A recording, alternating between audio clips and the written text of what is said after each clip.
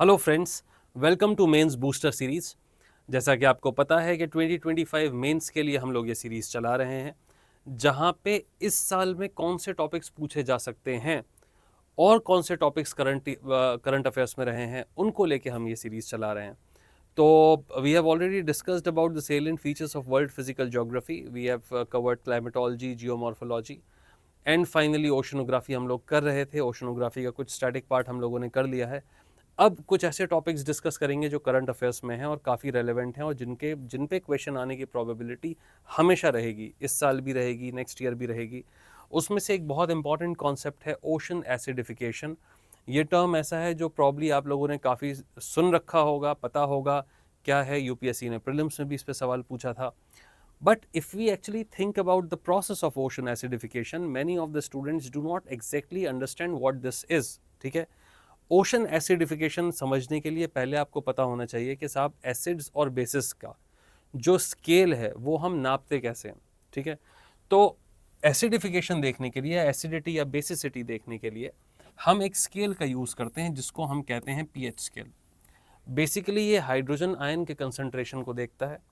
अगर हम pure water की बात करें, H2O, तो लिक्विड स्टेट में H2O जो है, प्योर पानी जो है, वो H प्लस और OH माइनस आयंस के तरीके से रहता है। तो जितना ज़्यादा आपका H प्लस आयन की कंसंट्रेशन बढ़ती जाएगी, उतना ही ज़्यादा कोई भी चीज़ एसिडिक होती जाती है, जो आपका पीएच स्केल देखता है। तो पीएच स्केल, ये सब आपको आंसर में लिखने की ज़रूरत नहीं है, ये मैं सिर्फ आपकी अंडरस्टैंडिंग के लिए बता रहा हूँ। तो जो पीएच स्केल है, ये एक लॉगरिथमिक स्केल है जो 14 से 1 से लेके 14 तक जाता है। ठीक है, और न्यूट्रल पीएच होता है 7। मतलब अगर H प्लस और OH माइनस आयंस की कॉन्सेंट्रेशन एकदम बराबर है तो ये एक दूसरे को न्यूट्रलाइज कर देंगे, प्योर वाटर रहेगा। उसके पीएच की वो पीएच होता है 7। उसके बाद जितना ज़्यादा हाइड्रोजन आयन कॉन्सेंट्रेशन बढ़ता जाता है उतना ही उसका पीएच कम होता जाता है। तो 1 2 3 4 5 6 7 8 9 10 11 so on and so forth up to 14। अब मैंने क्या कहा साहब कि ये जो पीएच स्केल है, it's a logarithmic scale. Logarithmic scale का मतलब ये होता है कि यहाँ पे जो एक यूनिट है, 1 2 3, उसमें जो डिफरेंस है वो एक यूनिट का नहीं है, वो 10 टाइम्स का डिफरेंस होता है। कि मतलब अगर इसको प्लॉट किया जाए, लॉगरिथमिक स्केल को अगर हम देखें, तो लॉगरिथमिक स्केल में ये 0 1 2 ऐसे नहीं चलता, 0 10 100 1000 10,000 ऐसे चलता है। तो यहाँ पे जो स्केल चेंज होता है वो बहुत ज़्यादा जंप होता है, जो हम समझ नहीं पाते हैं। अब ये प्रोसेस मैं आपको बता क्यों रहा हूँ, इसलिए बता रहा हूँ because most of the students think that when we are talking about ocean acidification, तो यहाँ पे ओशन का जो पानी है उसका पीएच 7 से नीचे हो रहा है। This is what people think.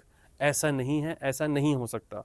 जिस दिन ऐसा हो गया दुनिया ख़त्म हो जाएगी। ठीक है, तो if we talk about the average pH of the ocean water, अगर हम एवरेज पीएच की बात करें तो average pH of ocean water is around 8.1। 8.1 का मतलब ये हो गया कि जो ओशनिक वाटर है वो थोड़ा सा बेसिक है। ठीक है, उसका जो कैरेक्टर है वो एसिडिक नहीं है, वो बेसिक है। ठीक है, ओशन एसिडिफिकेशन का मतलब ये है कि ये जो एवरेज पीएच है 8.1, ये कहीं कहीं पे घट के 8.1 से 8 होता जा रहा है। 0.1 का चेंज है यहाँ पे। अब काफ़ी स्टूडेंट्स को ऐसा लगता है कि सर ये 0.1 का ही तो चेंज है, तो ये कोई बहुत बड़ी चीज़ तो नहीं हुई। ये बहुत ज़्यादा बड़ी चीज़ हुई if you think in terms of the logarithmic scale. इसीलिए मैंने लॉगरिथमिक स्केल बताया। आप ऐसा सोचिए कि जो कार्बन डाइऑक्साइड है एटमॉस्फेयर में, कार्बन डाइऑक्साइड इज 0.03%, राइट। 0.03% से अब ऐसा कहा जा रहा है कि पोस्ट इंडस्ट्रियल एरा में इट इज मूविंग टूवर्ड्स 0.04%। तो ये जो 0.03 से 0.04% का चेंज है वो इतना ज़्यादा है कि त्राहीमाम लोग कर रहे हैं, ग्लोबल वार्मिंग से परेशान है, क्लाइमेट चेंज हो रहा है। With that small change in the concentration of CO2, just imagine कि इतने बड़े ओशन में अगर 0.1 से चेंज करना है एसिडिटी को, तो कितना ज़्यादा एसिडिक होना पड़ेगा कि बेसिसिटी इतनी कम हो जाए। आप ये समझिए कि 7 से अगर 8 होता है या 8 से अगर 7 होता है तो एक चेंज, एक यूनिट के चेंज का मतलब है 10 टाइम्स वो चीज कम हो गई। तो 0.1 is not very low, 0.1 is in fact very high. ठीक है, तो अगर मुझे डिफाइन करना हो ओशन एसिडिफिकेशन, तो ocean acidification is the process through which the pH of ocean has reduced from 8.1 to 8, और it is reducing from 8.1 to 8 at some places. This is what is ocean acidification, कि इसकी basicity कम होती चली जा रही है। तो अगर बेसिसिटी किसी की कम होती चली जा रही है तो रिलेटिवली मैं उसको ऐसा कह सकता हूं कि भाई एसिडिफिकेशन बढ़ रहा है, isn't it? So in both the ways you can say this thing. Now the very important question arises that why is the basicity of ocean water decreasing? ये 8.1 से 8 जो हुई, ये इतनी कम हो ही क्यों रही है? वो इस वजह से हो रही है क्योंकि हमने अपने एटमॉस्फेयर में we have released a lot of acidic gases. बहुत सारी एसिडिक गैसेस हमने अपने एटमॉस्फेयर में रिलीज कर दी हैं, जिसमें से चैंपियन है साहब CO2। जितना कार्बन नेचर ने कैप्चर किया था in terms of fossils, in terms of fossils of trees, जिसको हम कोल कहते हैं या पेट्रोलियम कहते हैं, वो सारे कार्बन को खोद खोद के हम निकाल रहे हैं। And in the post industrial revolution era we are burning those fossil fuels, and because of the burning of these fossil fuels we are releasing CO2 in the atmosphere. Now CO2 is an acidic gas.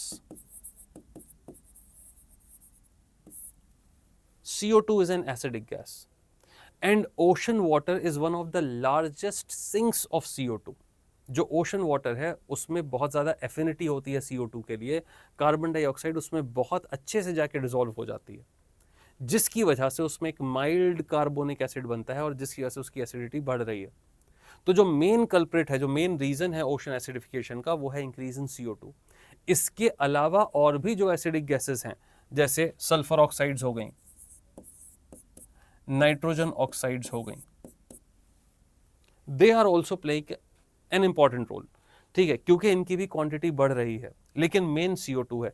तो अगर कहीं पूछा गया है कि साहब ocean acidification में कौन कौन सी गैसेस रेस्पॉन्सिबल हैं, तो सिर्फ CO2 नहीं समझना है।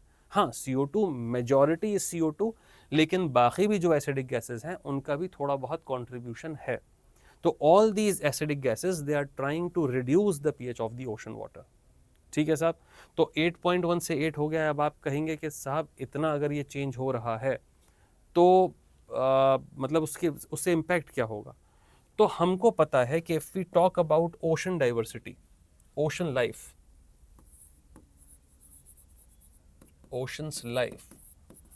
ocean's life is largely dependent upon calcium carbonate,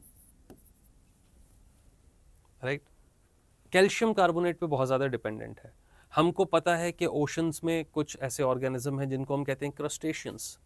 crustaceans are those organisms which create their own shell, जो अपनी कैल्शियम कार्बोनेट की शेल बनाते हैं।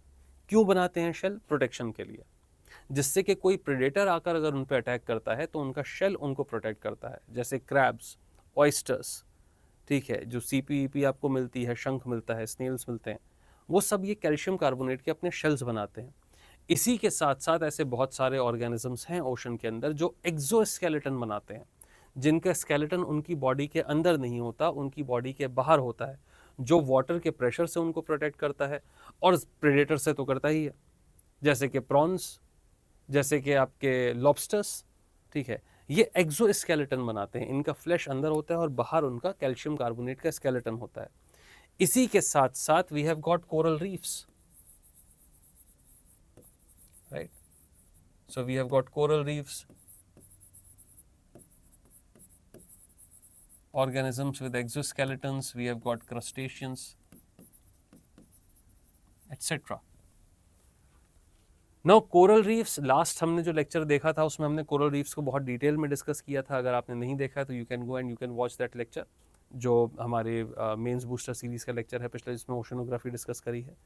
Coral reefs are constructions of calcium carbonate, और ये इतने ज़्यादा सेंसिटिव होती हैं कि अगर थोड़ा बहुत भी पैरामीटर ऊपर नीचे हुआ, एटमॉस्फेरिक पैरामीटर, इकोसिस्टम का पैरामीटर ऊपर नीचे हुआ, कोरल पॉलिप स्टार्ट डाइंग और ये पूरी की पूरी रीफ ब्लीच हो जाती है, जो हमने देखा था कि काफ़ी डिजास्ट्रस होता है क्योंकि बायोडाइवर्सिटी का बहुत ज़्यादा लॉस है।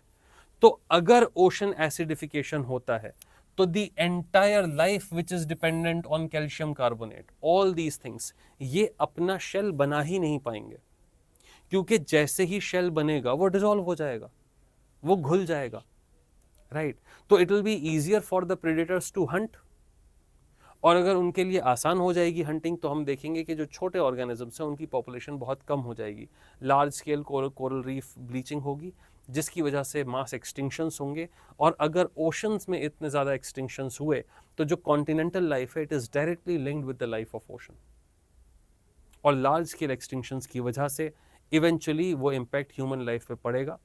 जैसे अभी भी डायरेक्टली फिशरमैन कम्युनिटी जो है वो ओशन एसिडिफिकेशन की वजह से परेशान है, क्योंकि जिस रीजन में भी पीएच कम हुआ है हम देख रहे हैं कि वहाँ पे फिशेस की क्वालिटी और क्वांटिटी दोनों काफ़ी कम हो गई है। तो it is very difficult for the fisherman to go and fish in these region, so they will have to go deeper into the ocean. उनको अपने जगह से जहाँ पे फिशिंग रीजन होता था, हब होता था, वहाँ से उनको और आगे डीप ओशन की तरफ जाना पड़ रहा है। तो इस जर्नी में बहुत ज़्यादा प्रॉब्लम है, खर्चे ज़्यादा हो गए हैं, फिशेस कम मिल रही हैं, पॉपुलेशन कम हो गई है, तो the entire food cycle is being changed, अपनी भी और ओशन की भी। तो it is extremely important that we prevent this thing to happen, और प्रिवेंशन का एक ही तरीका है to reduce the amount of greenhouse gases, to reduce the amount of CO2 which we are releasing into the atmosphere, to reduce the amount of acidic gases that we are releasing into the atmosphere। इसी के साथ साथ factory का जो discharge होता है कई बार वो काफ़ी ज़्यादा एसिडिक होता है और वो हम डायरेक्टली ओशंस में रिलीज़ कर देते हैं, और उस डिस्चार्ज की वजह से भी लोकल लेवल पे हम ओशन एसिडिफिकेशन देखते हैं। ठीक है, तो I hope that the idea of ocean acidification is clear to you. ये बात आप याद रखिएगा कि ocean acidification does not mean that the pH of ocean is getting reduced below 7।